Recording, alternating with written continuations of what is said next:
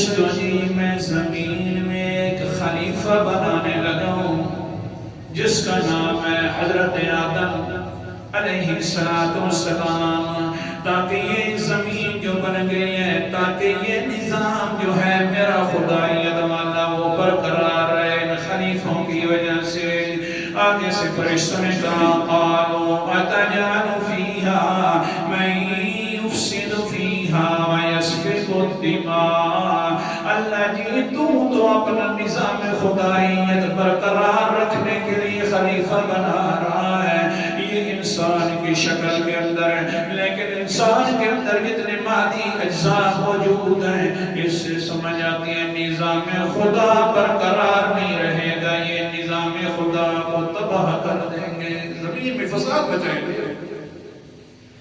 تو خلیفہ بنائے اللہ تعالیٰ نے نظام خدا کے لیے،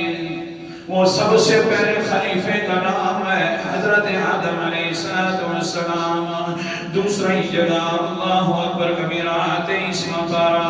سورت کا نام سورت سعد ہے، اور 30واں پارہ ہے 30واں۔ اللہ تعالیٰ فرماتے ہیں یا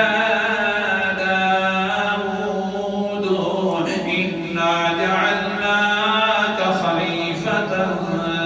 فی الارض، آیت نمبر میرے سامنے 25 ہے 26 ہے،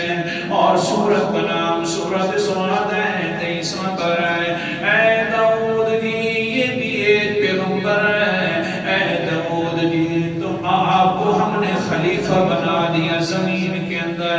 کیوں اللہ جی فحکم بین الناس بالحق،